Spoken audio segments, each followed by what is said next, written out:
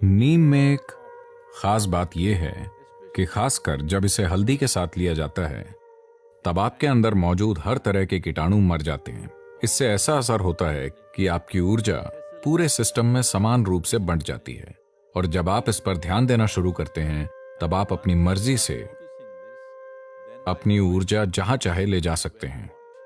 तो अगर नीम और हल्दी एक साथ लिया जाए तो इसमें शुक्राणु कोशिकाओं को तोड़कर ऊर्जा के दूसरे स्तर में बदलने की शक्ति होती है, जिसे ओजस कहते हैं। जब शरीर की हर कोशिका ओजस में समा जाती है तो आप एक चमकते हुए इंसान बन जाते हैं।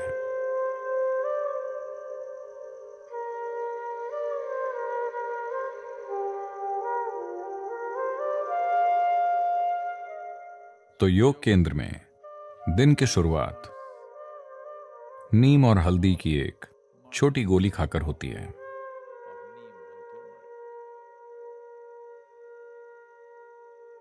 आपके सिस्टम पर इसका जो प्रभाव पड़ता है उसके कई पहलू हैं, पर सबसे पहले नीम का पेड़ जो आमतौर पर पूरे भारत में पाया जाता है, आज शायद दुनिया भर में 10 से 12 अलग अलग जगहों में उगाया जा रहा है।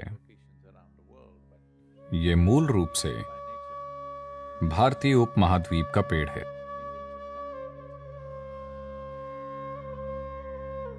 और नीम की पत्ती धरती की सबसे जटिल पत्तियों में से एक है। माना जाता है कि इसके भीतर 150 से अधिक जटिल रासायनिक पैटर्न हैं।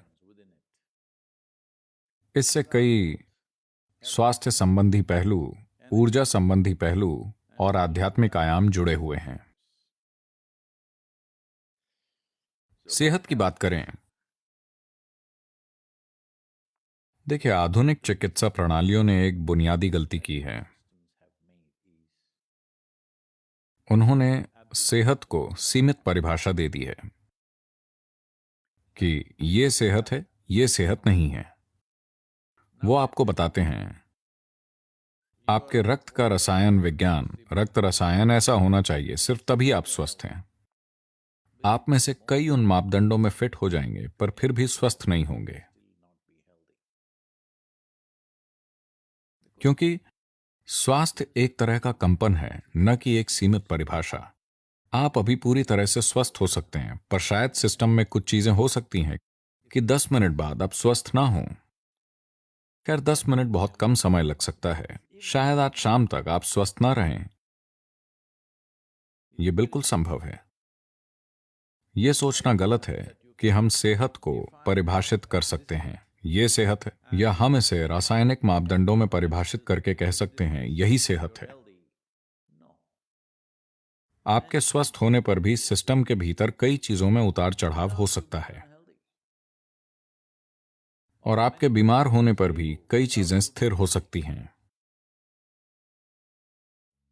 तो ये जानने के बाद आइए जानते हैं कि नीम आपके सिस्टम में क्या करता है। इसका एक प्रभाव एकदम नजर आता है, वो है आपके आहार के ट्रैक्ट को साफ रखना। साफ रखने से हमारा मतलब है ये एक जगह है, ये पूरी पाचन प्रक्रिया में एक ऐसी जगह है जहां जीवन के दूसरे रूप सबसे अधिक मात्रा में हैं। इस एलिमेंट्री ट्रैक्ट के भीतर सूक्ष्म जीव बहुत ज्यादा होते हैं। उनमें से कई हमारी मदद करते हैं। हम उनकी वजह से जिंदा हैं और उनकी वजह से भोजन पचा पाते हैं। शरीर में बहुत से कार्य उनके कारण होते हैं, पर फिर भी कई ऐसे जीव हैं जो हमें नुकसान पहुंचाते हैं। नीम की खास बात यह है, खासकर जब इसे हल्दी के साथ लिया जाए, अगर ये दो चीजें एक साथ ली जाएं, तो मोटे तौर पर वो चीजें जो शरीर के लिए जरूरी नहीं हैं, वो चीजें जो शरीर को नुकसान पहुंचा सकती हैं, किसी भी तरह के कीटाणु नष्ट हो जाते हैं। All these things get eliminated. A clean colon is very vital for health. एक स्वच्छ मलाशय सेहत के लिए बहुत जरूरी है।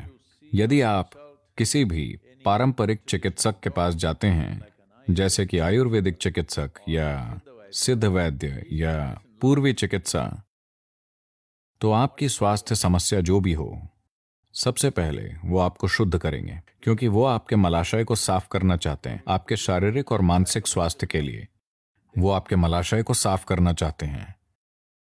अगर आप सिर्फ इस बारे में थोड़ा सचेत हो जाएं कि आप कैसे खाते हैं, तो आपके शरीर में और आपके दिमाग में जो होता है वो बहुत हद तक प्रभावित हो सकता है। देखिए, अगर आप किसी भी ढांचे का निर्माण करते हैं तो एक डिजाइन होती है, एक वास्तुशिल्प डिजाइन होती है, पर एक जरूरी चीज ये भी होती है कि सामग्री की गुणवत्ता और ढांचा बनाना और बनाने की कुशलता जरूरी होती है। सिर्फ इसलिए कि डिजाइन बहुत अच्छी है, इसका मतलब ये नहीं कि इमारत महान हो जाएगी। जो सामग्री बनाने में लगती है और कौन बना रहा है, इससे बहुत बड़ा फर्क पड़ता है। ये बात शरीर के लिए भी सच है। इसकी डिजाइन बिल्कुल ठीक है। It took millions and millions of years to perfect this design. इस डिजाइन को ऐसा बनाने में लाखों साल लगे हैं। ये डिजाइन बनाने के लिए विकास प्रक्रिया में काफी लंबा समय लगा, पर शरीर का बनना और इसको बनाने के लिए उपयोग की जाने वाली सामग्री बहुत महत्वपूर्ण है। तो आप जो भोजन करते हैं वो सिर्फ आपकी संस्कृति के बारे में नहीं है। शायद संस्कृतियां उस स्थान में जीवन चलाने की जरूरतों के अनुसार विकसित हुई होंगी। दुनिया के विभिन्न हिस्सों की संस्कृतियां वहां उपलब्ध चीजों के हिसाब से और जीवन चलाने की जरूरतों के अनुसार विकसित हुई थीं।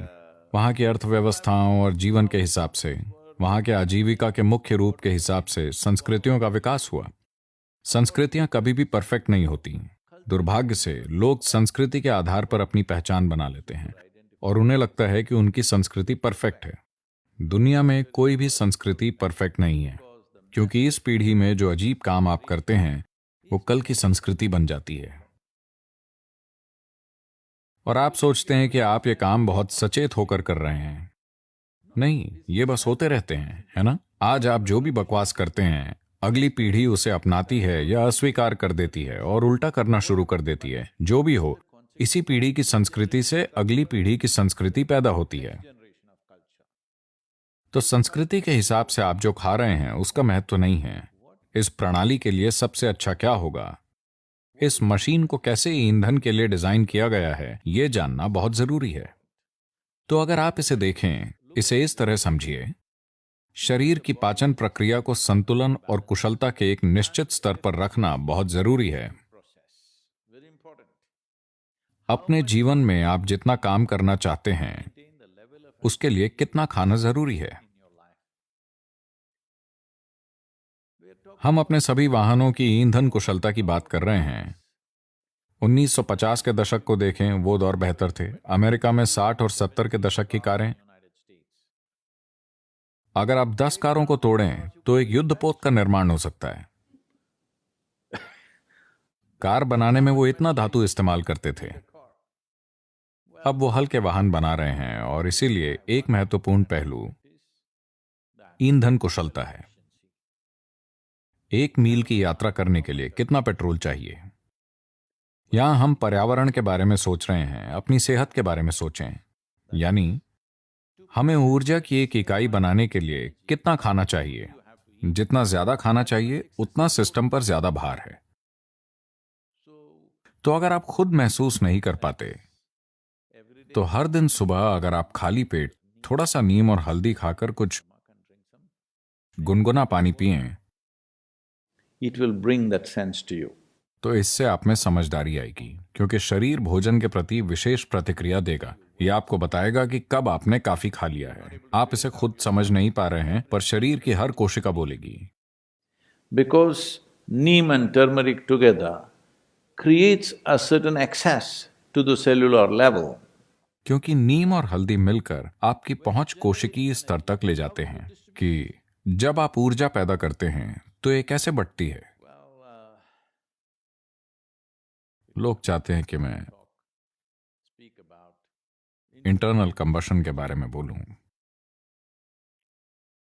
तो ऊर्जा किस तरह से बढ़ती है, जिसे एक गाड़ी में ट्रांसमिशन कहा जाता है, उससे तय होता है कि गाड़ी कितनी कुशल है और एक मात्रा में शक्ति पैदा करने के लिए कितना ईंधन लेती है।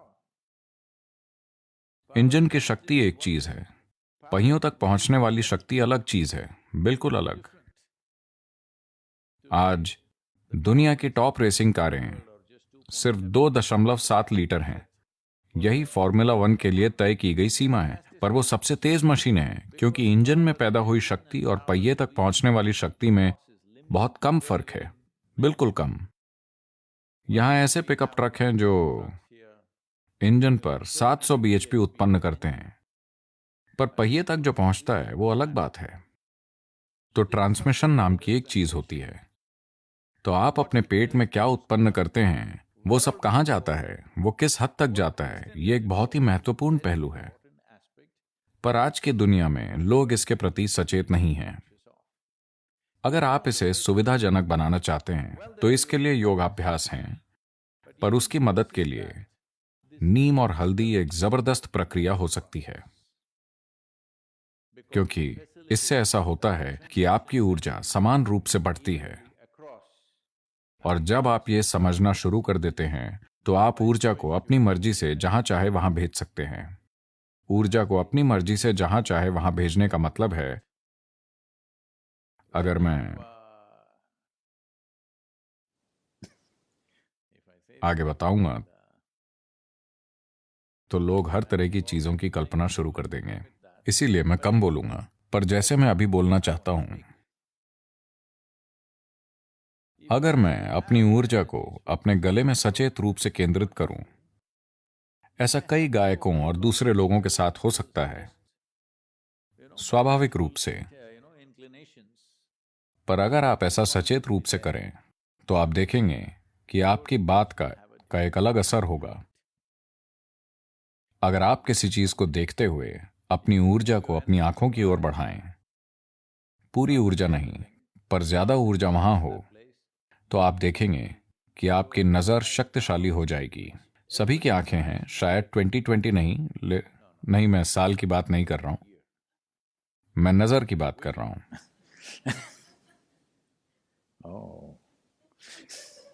हमें इस नंबर का इस्तेमाल ध्यान से करना चाहिए।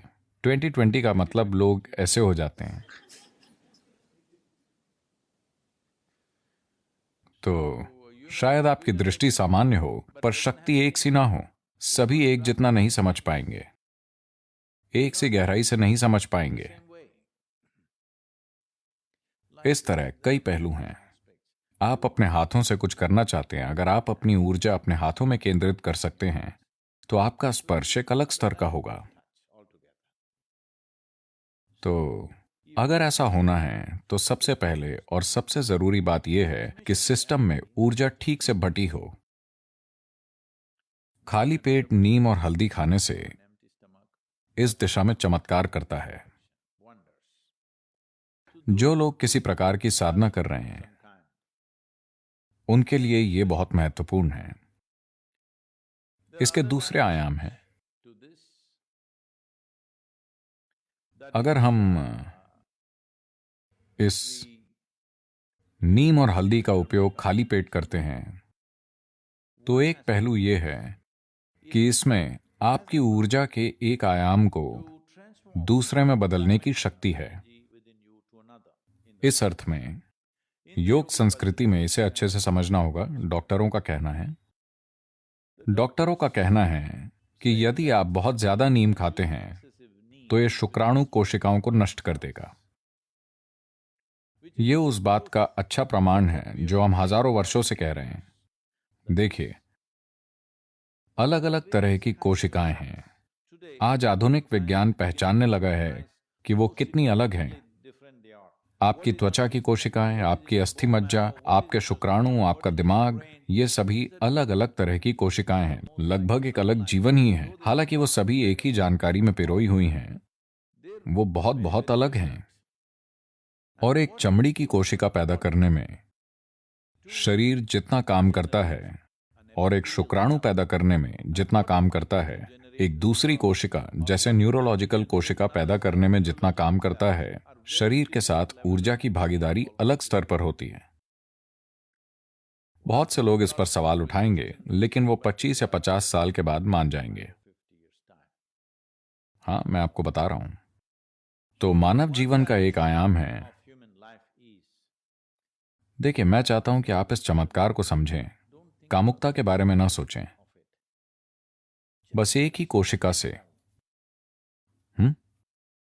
दो, ठीक है, पर बस एक सेल से आप एक नया जीवन प्रज्वलित कर सकते हैं जो इस तरह यहां बैठता है। क्या ये छोटी बात है? मैं पूछ रहा हूं, क्योंकि लोग अपने सिर में बहुत गड़बड़ कर रहे हैं। वो इसका चमत्कार नहीं देख रहे हैं। बस एक सेल से देखिए जीवन किस तरह अंकुरित हुआ है और ये क्या बन गया है कि नहीं? हमने पूरी दुनिया को आबाद कर दिया है। हमें उसका कुछ करने की जरूरत है, वो एक अलग बात है।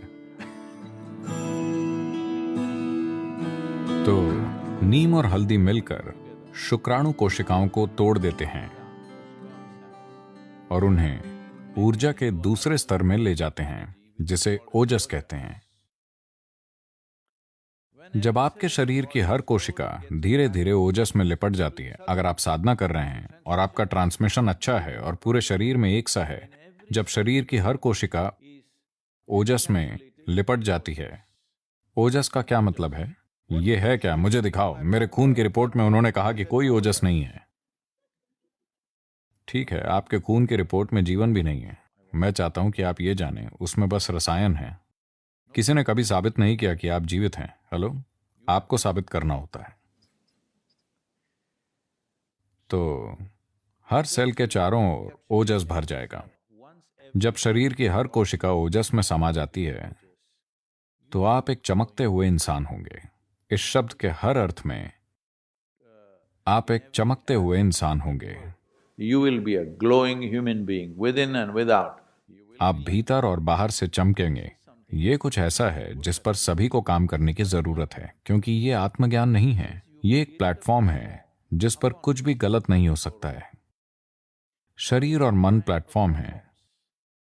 आप इस पर कैसे कार्य करते हैं, आप इस पर किस तरह का नृत्य करते हैं, पर एक ऐसे मंच का होना जरूरी है जिस पर आप टिक पाएं।